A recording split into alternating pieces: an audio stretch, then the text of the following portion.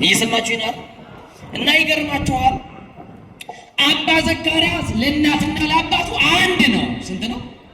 በደንብ እቺን ነገር እንኳን መቼም ወሬ ትወዳላችሁ። እቺን እንኳን ይዛችሁ ግቡ። ስንት ነው አልኳችሁ? ለእናት ለአባቱ አንድ ነው። እና አባ ዘካርያስ አባትና እናቱ ቁጭ ብለው አንድ ቀን ተመካከሩና ሀብት አለን፣ ንብረት አለን፣ ወርቅ አለን፣ መሬት አለን፣ ከብቶች አሉን፣ ይህ ሁሉ ንብረት ብንሞት ማን ይወርሰዋል ብሎ አባት ለዘካርያስ እናት ይነግራል። እንዴ ልጃችን ነዋ፣ ያልወለዱ ልጆች ለመኑ ዘዘገብነ ይላሉ። ለማን የሰበሰብነው አልብነ ውሉድ ልጅ የለንም ይላሉ።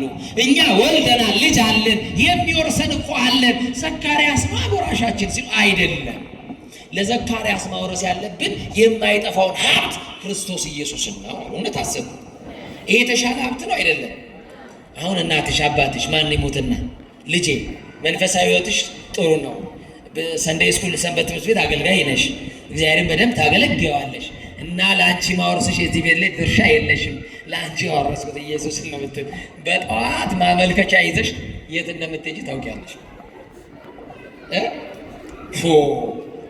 ዛሬ እናት አባት በሕይወት እያሉ በቁም እናቱን እያቃጠለ ቤት ለመውረስ የሚፈልጉ ሰዎች ያሉበት ሀገር፣ ለንብረት ብሎ ልጅ ሕይወት የሰጠችውን ሚስቱን የሚገድል ወንድ ባለበት ሀገር ካወረሳችሁ ለልጆቻችሁ ሃይማኖት አውርሷቸው። እናንተ 400 ካሬ መሬት አውርሳችሁ የሞታችሁ ቀን ሰለስታችሁ እንኳን አይወጣ ከእንትን አይልም።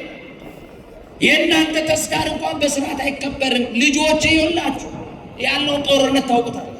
ዘካርያስ ተጠራና በእናት በአባቱ ፊት ቆመ። የ7 ዓመት ሕፃን ዘካርያስ ቤት አለን፣ ይሄ ቤት ታውቋል፣ ሀብታሞች ነን፣ ባለጠጎች ነን፣ ደግሞ ሃይማኖት አለን። በዕለተ ሰንበት ቤተ ክርስቲያን ሄደን አብረን ቆርበን እንመጣለን፣ ከምስጢራት እንሳተፋለን። አንድ ነገር አሰብን። ምን አሰባችሁልኝ? እማዬ አባዬ አለ፣ ለአንተ ይህንን ቤትና ንብረት ከምናወርስ የማይጠፋው ሀብታችንን የማርያም ልጅ ኢየሱስ ክርስቶስን ብናወርስ ብለን አሰብን። ምን ትላለህ አንተ? የ7 ዓመት ልጅ አይገርም? ምን አለ? አባዬ እማዬ የተሻለውን ስጦታ ሰጣችሁኝ፣ የተሻለውን ሀሳብ አሰባችሁልኝ። እየሰማችሁ ነው። ስለዚህ ለእኔ ኢየሱስ ክርስቶስን የምታወርሱኝ ከሆነማ በጣም ደስተኛ ነኝ፣ ልቤ ሁሉ ሐሴት አድርጓል። ምን ትጠብቃላችሁ ታዲያ አላቸው። በማግስቱ ጠዋት ነጭ ልብስ አልብሰውት ቅዱስ ቁርባን ከተቀበሉ በኋላ የገዳሙን አበምኔት ይዘው ማኅበረ መነኮሳቱ በተሰበሰቡበት ያንን ልጅ ይዞ እንዲህ አሉ በጉባኤ መካከል፣ ይሄን ዘካርያስን ለእግዚአብሔር ሰጥተነዋል አሉ። ለማን ሰጥተነዋል? አንድ ልጃቸውን ማሳደግ ከብዷቸው አይደለም፣ ቆርቆሯቸው ከብዷቸው አይደለም፣ ለእግዚአብሔር ሰጥተነዋል። የኢየሱስ ክርስቶስ አገልጋይ ሐዋርያ ሆኖ ይደግ። እናንተ አባቶቹን ይላላካችሁ፣ ያገልግላችሁ፣ ይመረቅ። ሲያድግ ግን አደራችንን ተቀበሉ። እናንተን መስሎ በገዳም እንዲኖር አመንኩሱልን። እኛ ከሞትን በኋላ ግን ወራሻችን የቤታችን ገዳሙ ይሆንልን አሉ። ማን ይሁን? ዛሬም ስንት እናቶች አሉ። አሁን ሰሞኑን አዲስ አበባ ጎራራ ኪዳነ ምሕረት አንድ እናት ቤታቸውን ለኪዳነ ምሕረት ሰጥታለች። ሙሉ ግቢ አዲስ አበባ ላይ ኪዳነ ምሕረት ትውሰድ የኔ እናት፣ ክፉ ቀን ያለፍኩባት እኔ ልጅ የለኝም፣ ወገን የለኝም፣ ዘመድ የለኝም፣ ዘመዴም ወገኔም እሷ ናት። ቤታቸውን ለኪዳነ ምሕረት። አባ ዘካርያስ እናቱን አባቱን አቅፎ ሊሰናበት ጥቂት ደቂቃ ሲቀረው አበምኔቱ እንዲህ አሉ፣ ዘካርያስ ፈቃደኛ ነህ ብሎ ጠየቁት። አዎ ፈቃደኛ ነኝ። በገዳም ለመኖር ወሰናል? አዎ። እናቴ የተሻለውን እኮ አሰበችልኝ። ለእኔ ከዚህ ዓለም ከሚጠፋው ሀብት የማይጠፋውን ሀብት ማንን ሰጠችኝ? ኢየሱስ ክርስቶስን ሰጠችኝ። እናንተ አባቶቼን መስዬ በምድር መላእክትን መስዬ እንድኖር አድርጋኛለች። ስለዚህ አመሰግናለሁ አለና ሐሳቡን ገለጠ በአበምኔቱ ፊት ለፊት። እንግዲያውስ በገዳም ልትኖር ተፈቅዶልሃል። እናትህንም አባትህንም ለመጨረሻ ጊዜ ተሰናበት። ከዛሬ በኋላ እናትህ ቤተ ክርስቲያን፣ አባትህ እግዚአብሔር ይሆናል። እናትህ ድንግል ማርያም፣ አባትህ ክርስቶስ ይሆናል። ምድራዊ ወላጅ የለህም። ከዛሬ በኋላ እነሱን አትፈልጋቸውም። በቃ ለቤተ ክርስቲያን ተሰጥተሃል። እማዬ ብሎ እቅፍ አደረጋትና በሃይማኖት በርቺልኝ፣ ቅዱስ ቁርባን ተቀበይ፣ በርቺ እናቴ፣ ወደኋላ እንዳትዪ፣ መከራ እንኳን ቢመጣ ይሄንን ጌታ እንዳትክጂው። እቅፍ አድርጎ ሳማትና በጆሮ አጠጋ ብሎ አንድ ነገር ነገራት። እማዬ አላት፣ እኔና አንቺ ካሁን በኋላ የምንገናኘው በመንግሥተ እግዚአብሔር ነው። ኢየሱስ ክርስቶስ ያዘጋጀልን ዓይን ያላያት መንግሥት አለች። እዛ ነጩን ልብስ ለብሰን በታረደው በግ በኢየሱስ ክርስቶስ ፊት ለፊት የበጉን ቅኔ እየተቀኘን በፊቱ ቆመን ልናመሰግነው እዛ እንገናኛለን። በምድር ግን አንገናኝም። በገዳም ውስጥ እንኳን ብታይ ልጄ ነው እንዳትዪ፣ እኔ የቤተ ክርስቲያን ነኝ፣ እኔ የማርያም ነኝ፣ እኔ የመድኃኔዓለም ነኝ አላት። እናቱን በዋ እየረገፈ ልጇን ቅፍ አድርጋ ተሰናበተች።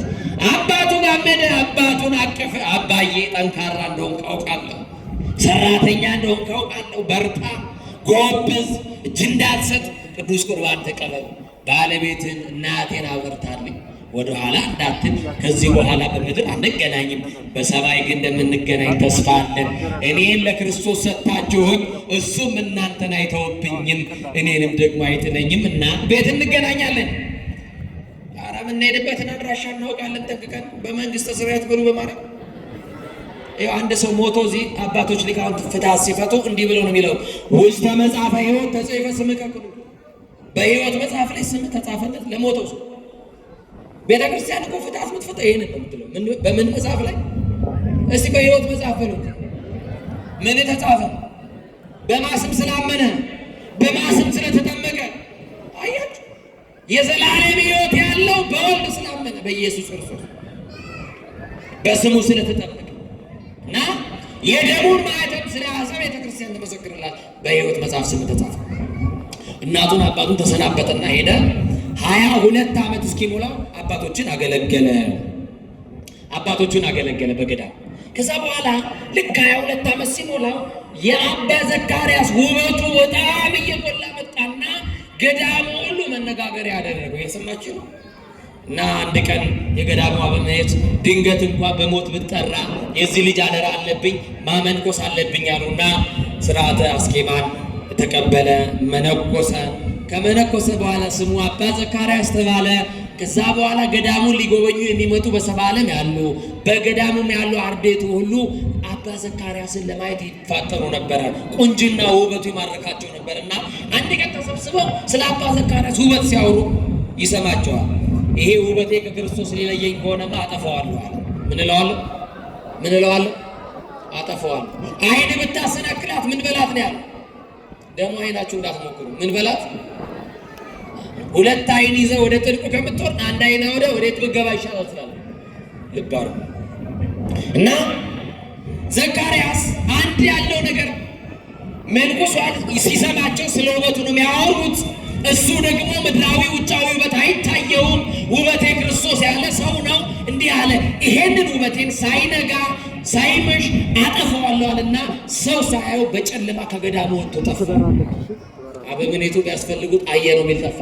ቢፈለግ አንድ ቀን፣ ቢፈለግ 2 ቀን፣ ቢፈለግ ሳምንት፣ ቢፈለግ ወር፣ 40 ቀን ሙሉ ከገዳሙ ጠፋ። መነኮሳት ሁሉ ተጨነቁ።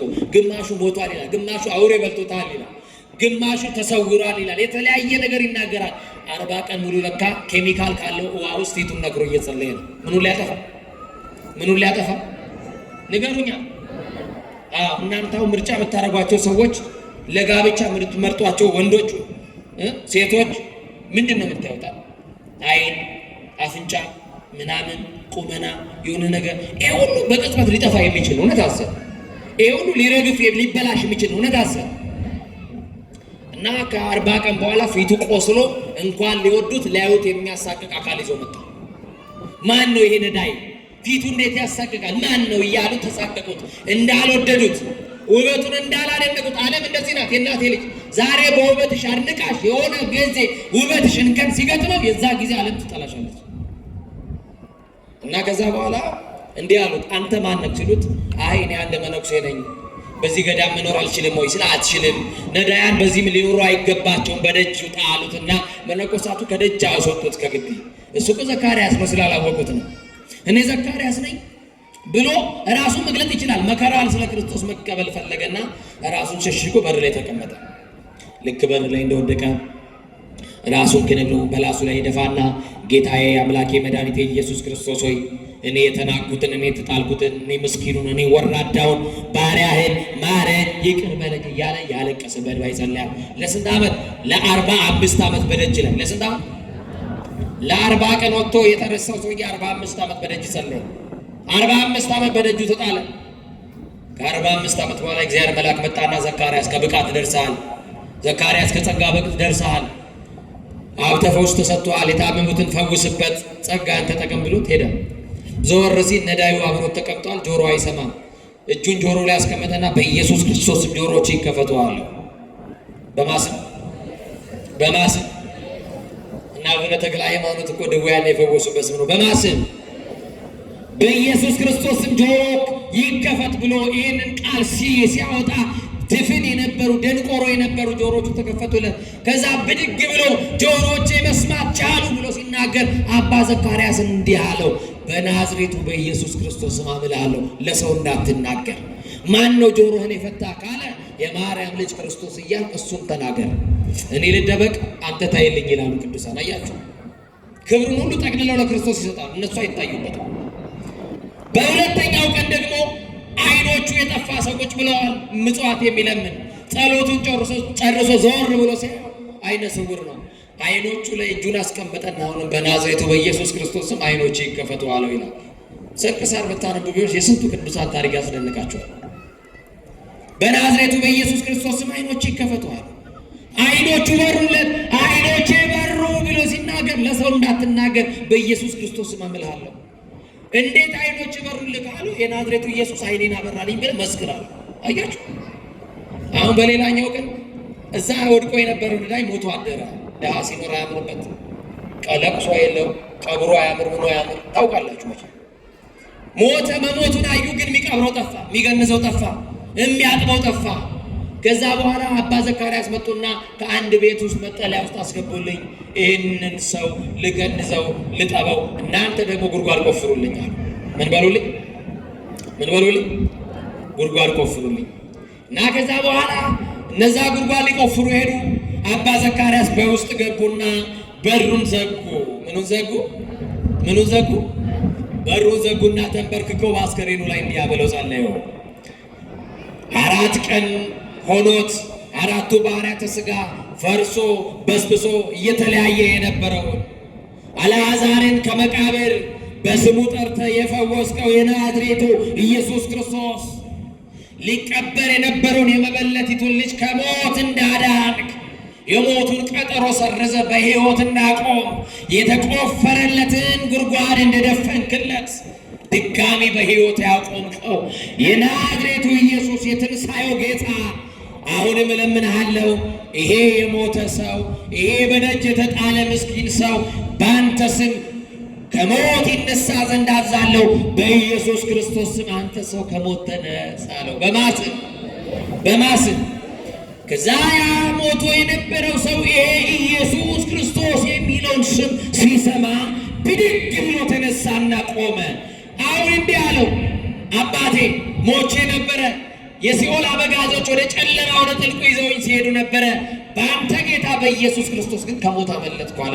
አሁንም በአረጋዊ አምላክ በድንግል ማርያም ልጅ በኢየሱስ ክርስቶስ በተክለ ሃይማኖት አምላክ ሚካኤል በፊቱ በሚቆምለት፣ ገብርኤል በፊቱ በሚቆምለት፣ መላእክት ተነጥፎ በሚያገለግሉት በኢየሱስ ክርስቶስ ስም ሞታችሁ በሕይወት ይቀየርላችሁ። የተቆፈረው ጉድጓድ ሁሉ ይደፈንላችሁ። የጠላት ዕቅድ ሁሉ ከመንገዳችሁ ይሰረዝላችሁ። ይሄ ስም እንደገና የሚያቆም ስም ስለሆነ ከዛ በኋላ አሁን ከሞት ተርፈሃል። ያተረፈህ በሕይወት እንድትቆም የረዳ ኢየሱስ ክርስቶስ ነው። ውጣና የኔን ስም ሳይሆን ይሄንን ስም ተናገር። ይሄ ስም አይሸሸግም። የትምህርታችን ርዕስ ምንድን ነው? እንሸሽገው ዘንድ ከሞት አንስተዋል። ከሞት ያነሳህን ጌታ ግን ለዓለም ዞረ መስክርለት ብሎ አባ በሩን ሲከፍቱ ቆፋሪዎቹ ቆፍረው ሊቀብሩት ተዘጋጅተው ቃሬዛ ዞሲ ሲመጡ የሞተው ሰው ቆሞ፣ አባ ዘካርያስ ግን ከመካከላቸው ሮጠው አመለጠ። ወደ ውስጥ ሲገቡ አንተ ሞተህ ነበረ፣ ተሸክመን ያመጣን እኛ ነን። እንዴት ልትቆም ቻልክ ብለው ሲጠይቁት ያቆመኝ የናዝሬቱ ኢየሱስ ነው አለ። ክብር ለስሙ ይሁን። እኛንም ያቆመናል። አሜን በሉ፣ አሜን በሉ። ያቆመናል። የወደቃችሁ በዚህ ስም ተነሱ፣ ክርስቶስ ያነሳናል። በኃጢአት ያለን ከዚህም ከኃጢአት የምንነጻበት ስም ኢየሱስ ክርስቶስ ነው። እንዲህ ነው ይላል አባቶቻችን፣ ኃጢአትን ይቅር የምትል ይሉታል፣ በደልን የምትደመስስ ይቅር ባይ የሆንክ ኢየሱስ ክርስቶስ በደልን ይቅር ይላል፣ ኃጢአትን ይቅር ይላል። ኃጢአታችሁን ይደመስስላችኋል። በንስሐ ተመለሱ፣ በዚህ ስም እመኑ።